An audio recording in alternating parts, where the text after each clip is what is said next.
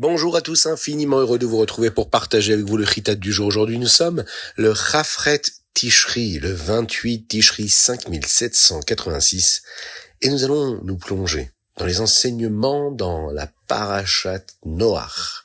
Aujourd'hui, nous sommes le lundi Yom Sheni de la Parashat Noach, et ensemble, je vous invite à partager ce chitat avec vos proches, avec vos amis, et même avec ceux que vous ne connaissez pas vraiment, afin qu'ils puissent eux aussi s'attacher aux enseignements de la Torah et de la Chassidut.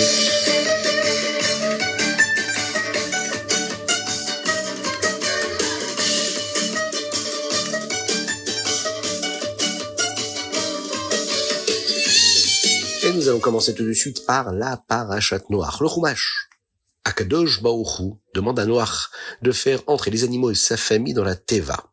C'est le Yud Marcheshvan, 10 Marcheshvan, 1656 ans après la création du monde, qu'Akadosh Baruch Hu dit à Noach d'entrer dans la Teva avec sa famille, car il était le seul tzaddik qui restait dans cette génération. Même s'il en restait quand même un autre, Metouchelach, Akadosh Baruch Hu l'a fait disparaître avant que le Magoul ne commence. En fait, Hachem a attendu 7 jours de plus après la date prévue pour le début du Maboul, par respect, par kavod pour lui, afin que les 7 jours de deuil se terminent avant que le Maboul ne commence. Akadosh Baruch Hu dit à Noach de faire entrer les animaux. Il doit prendre 7 paires d'animaux, un mâle et une femelle de chaque sorte d'animal et d'oiseaux purs, kasher, et seulement une paire de chaque animal et oiseau non tahor, impur. Il lui faut plus d'animaux purs car ils serviront pour les korbanot, les sacrifices, après le Maboul. Noach, lui, comprend de quel animal Hachem parle. Ceci nous enseigne que Noach étudiait déjà la Torah à cette époque. C'est ainsi qu'il savait déjà quel animal était tahor et quel animal ne l'était pas. Tous les animaux sont venus vers Noach d'eux-mêmes. Nous l'avons dit hier. Les textes nous disent qu'ils sont entrés immédiatement dans la Teva. Noach y met de la nourriture, mais il n'entre pas lui-même immédiatement. Il n'a pas une émouna si forte. Il n'est pas certain qu'Akadosh Baruch Hu enverra vraiment un Maboul qui sera si dangereux. Il n'entre que lorsque la pluie commence à arriver.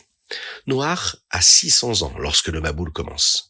Le Maboul débute le Yud Zain Marcheshvan, 17 Marcheshvan, le soleil, la lune et les étoiles cessent de briller. Ils ne redeviendront visibles qu'après la fin du Maboul. Au début, il ne pleut que pour donner aux gens une dernière chance de faire tchouva, mais ils ne le font pas. Alors Akadosh Baruch Hu va faire jaillir toutes les eaux souterraines. Il ouvre aussi la réserve d'eau qui se trouve dans les cieux, Shamaïm, et toute l'eau des cieux se déverse pendant 40 jours et 40 nuits. Noach est entré dans la Teva le jour, avec des ours, des lions qui le protègent, des gens qui lui voulaient lui faire du mal. Toute sa famille l'accompagne. Sa femme Naama, ses fils Shem, Ham et Yafet, ainsi que leurs épouses, les belles-filles de Noach. Tous les animaux sont là aussi. Un mâle, une femelle de chaque espèce et 7 paires pour les animaux cachers. Nous l'avons dit. Les animaux sont gentils les uns envers les autres. Dans la Teva, il n'y a pas de dispute. Tous vivent en même temps. Ils ne se blessent pas, ne se font pas de mal, tout comme ils se comporteront lorsque Be'ezrat Hashem, très rapidement, Mashiach viendra. Une fois que Noach est dans la Teva, Akadosh Baruch Hu lui-même a scellé la porte derrière lui.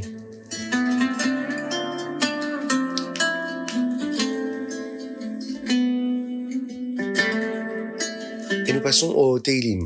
Aujourd'hui, nous sommes le Chafret, le 28 Tishri. Nous lisons du 135 au 139. Il y a dans les Teilim d'aujourd'hui des chapitres que nous disons pendant la tfila du matin, de Shacharit, de Shabbat. Le chapitre Odou Lashem Kitov Ki Leolam Chasdo. Remercier Akadosh Baruch Hu car il est bon, car sa bonté est éternelle.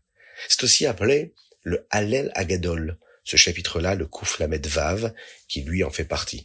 Nous en avons aussi dans ces Teilim là aujourd'hui un que nous nommons Al Narod Bavel, qui lui est celui que nous disons avant de faire le Birkat Hamazon à la fin d'un repas. Dans le Hallel Agadol, l'une des choses pour lesquelles nous remercions Akadosh Baruch Hu, c'est la présence des grandes lumières qui brillent sur le monde. Le soleil, la lune, les étoiles. Nous disons comme ça, Leosim Gedolim Ki Leolam Chasdo. Hachem fait les grandes lumières, car la bonté d'Hachem, son chesed, est éternelle. Nous remercions également Akadosh Baruch Hu pour l'ordre qu'ils suivent, que ce soit le soleil ou que ce soit la lune. Le soleil, le jour, et la lune, la nuit. Et השמש לממשלת ביום, et הירח וכוכבים לממשלות בלילה. Le soleil pour dominer le jour, et la lune et les étoiles pour dominer la nuit. Toujours de la lumière, le jour ou la nuit.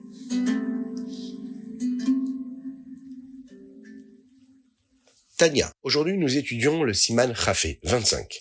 Dans cette lettre-là, le Rabbi Shlomo Zalman nous explique la émouna en Akadosh Baruch Hu, ce qui signifie que le fait qu'Akadosh Baruch Hu donne de la vitalité au monde à chaque seconde, tout ce qu'une personne fait ou dit provient de la vitalité de Dieu, de cette vitalité qu'il lui donne à cet instant précis. Cela est vrai non seulement pour un juif, mais aussi pour un non-juif. Tout ce que nous disons, tout ce que nous faisons provient de cette vitalité qu'Hachem nous donne à ce moment-là. Certains juifs ne comprennent pas comment Akadosh Baruch Hu peut donner de la vitalité à un non-juif à chaque seconde. Même s'il fait des choses qui visent à empêcher un juif à faire une mitzvah, et ici c'est ce que le Rabbi Shlomo Zalman nous explique. Jusqu'à présent, nous avons appris que la chayut qu'Hachem donne au monde, à chaque instant, est appelée la shrina, la présence de Dieu. Aujourd'hui, le Rabbi Shlomo Zalman nous enseigne la galoute de la shrina, l'exil de cette shrina. Ce sera la réponse à la question de savoir comment Hachem peut donner de la vitalité à quelque chose qui va à l'encontre de la volonté de Dieu. Eh bien, c'est parce que la shrina, elle, est en galoute, est en exil. Galoute signifie que quelque chose n'est pas à sa place. C'est comme quelqu'un qui est en prison, que Dieu nous en préserve. Il devrait être chez lui, auprès de ses proches, mais il est coincé, enfermé. Il en va de même pour la vitalité de Dieu. La galoute signifie que la vitalité de Dieu n'est pas à sa place. Elle est présente, mais enfermée, bloquée. Juste après le chet du Etz Hadaat, la faute de l'arbre de la connaissance, la première galoute a commencé. C'est à ce moment-là que le mal a commencé à se mélanger au bien, et c'est comme si Hachem donnait de la vitalité et de l'énergie à quelque chose qui ne le méritait pas vraiment. Et c'est ça, la galoute. Mais ce n'est que le début de la galoute. Lorsque l'âme Israël, le peuple juif, est entré en exil véritable physique, ce fut vraiment ce qu'on appelle une galoute complète. Le Ham Israël était en prison, leur corps était en prison, et devient en prison, mais également l'âme aussi, qui elle fait partie de cette vitalité si spéciale, est aussi en exil. La pnéumionte, l'essence intérieure de la vitalité de Dieu, est enfermée. Alors lorsque cette vitalité se retrouve coincée en galoute, c'est la vitalité la plus spéciale de Dieu qui se trouve dans un endroit qui ne lui convient pas du tout. C'est une galoute totale. Très bientôt, lorsque l'âme Israël sortira de cette galoute physique, et qu'il n'y aura plus de touma, plus d'impureté, ni de mal dans le monde, il y aura uniquement de la gdoucha, de la sainteté. Ce sera la Géoula, la rédemption totale et complète. Chaque mitzvah que nous accomplissons dans notre vie de tous les jours, dans notre quotidien, nous permet de libérer cette vitalité de Dieu, cette shrina.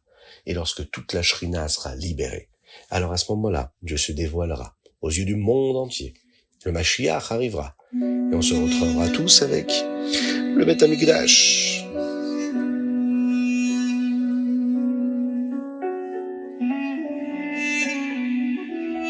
Ayom Yom, Chaf Chet Tishri, 28 Tishri. Pour se marier, un Khatan donne à sa Kala une bague pour qu'elle devienne sa femme.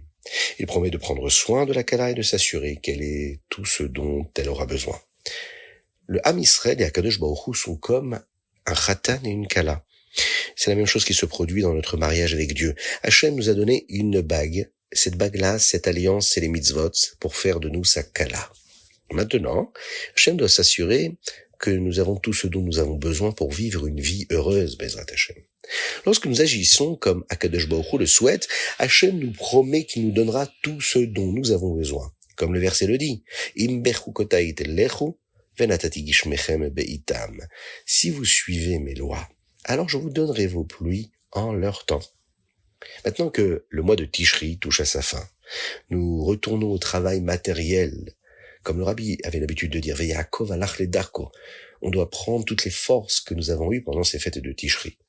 On rentre dans la vie de tous les jours, on retourne au travail, dans la matérialité ordinaire du monde pour gagner notre parnassa. Nous devons nous rappeler que la bracha, la bénédiction de Dieu, ne viendra que si nous prenons également soin de notre spiritualité, en ayant un kviutetim, c'est-à-dire un temps fixe pour étudier la Torah, et en accomplissant correctement, Bezrat Hashem, les mitzvot.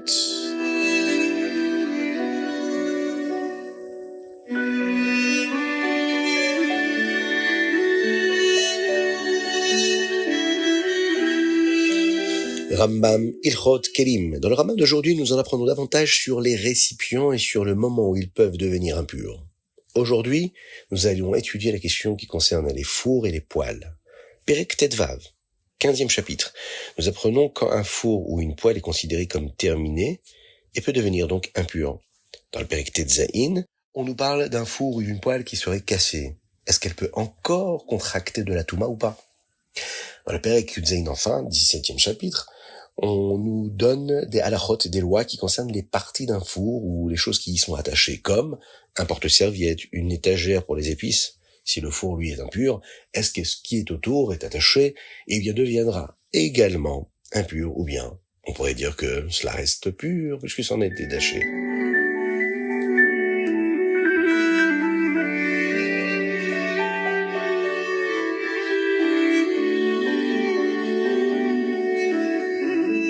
Et on ne peut se quitter sans parler du temps qui change, de la pluie, de l'hiver. Pendant l'hiver, le monde est plus froid et plus sombre. Mais la chassidoute est là pour nous apporter la lumière et la chaleur qui en est nécessaire. La chassidoute explique que le froid et l'obscurité ne sont pas seulement dans la matérialité du monde, un ressenti physique, mais aussi dans la spiritualité. Pendant l'hiver, la avodat Hashem, le service de Dieu, est plus difficile. Nous pourrions sentir qu'Akadosh Baruch Hu se cache davantage, et il peut être plus difficile de faire ce que nous sommes censés faire. Lors d'un rassemblement après Simchat Torah, le Rabbi a expliqué qu'Akadosh Baruch Hu nous prépare à l'hiver avec les fêtes de Tishri. Le mois de Tishri, avec tous les Yamim Tovim, ces fêtes si spéciales, et surtout la fin du mois, le Yom Tov de Shmini Atzeret, de Simchat Torah, nous donne la force pour passer un bel et long hiver quand il arrive. Pour un hiver matériel bien vécu dans la chaleur, eh bien, il faut préparer nos maisons, il faut préparer de beaux vêtements bien chauds, des chauffages, des lumières afin d'être à l'aise même pendant les nuits les plus froides et les plus sombres.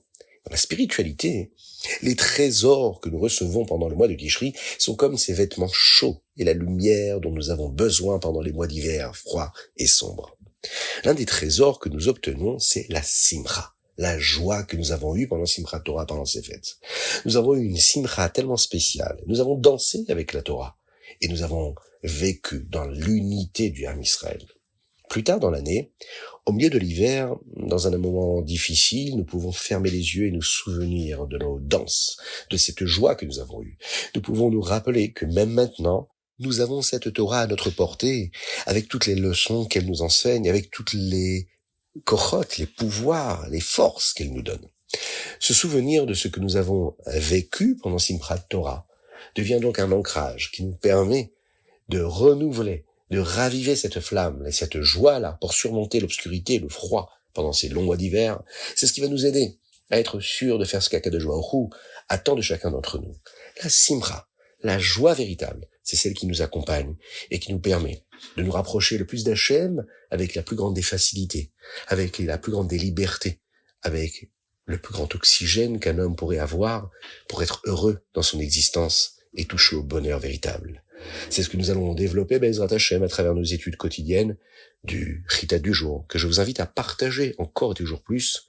N'hésitez pas également à nous envoyer vos dédicaces sur chitat.fr, mais également par WhatsApp au 06 21 37 24 52. Que Dieu vous bénisse et qu'il vous protège, qu'il inonde votre existence de bonté, de grâce et de miséricorde. À très bientôt, avec la venue de Mashiach Tzidkenu.